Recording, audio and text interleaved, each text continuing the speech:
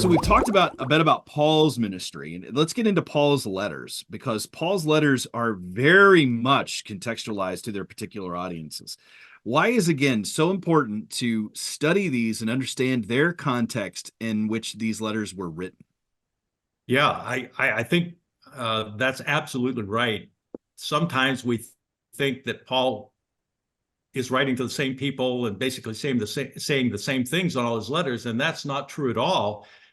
If you look at the individual letters of Paul, he very much tailors the message to the audience that he's speaking to in the circumstances that he finds them in. I'll give a couple of examples of that. In Romans and Galatians, we find a context where the relationship between Jew and Gentiles is really a big deal in these congregations, and also the role of the Jewish law for Christians.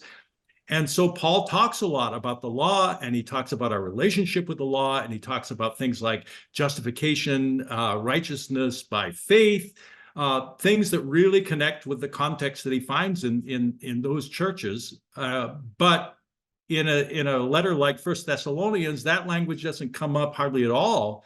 Rather, he is talking about the second coming and the meaning of that, and how that's our hope in Christ, because there was a misunderstanding apparently of the second coming in that church. And so that's what Paul focuses on.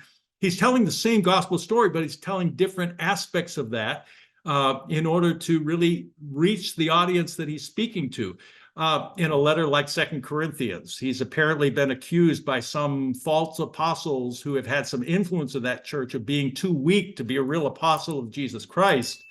And so in that case, he basically says, I plead guilty as charged if you charge me with being weak. And he reframes the gospel in terms of the weakness of Christ and how Christ has laid down his life as someone who was willing to become weak, that the cross itself is an example of power in weakness, that the power of the gospel is evident most when we are at our weakest. And that speaks directly into that context in 2 Corinthians. So I think if we can appreciate how Paul is going about that, then that can help us to say, okay, maybe I need to frame the gospel a bit differently when I'm speaking to this audience or this person than when I'm speaking to this person. For example, someone who is biblically illiterate like the Athenians were, as opposed to someone who maybe has a very strong Christian background like the Jews, in the synagogue were.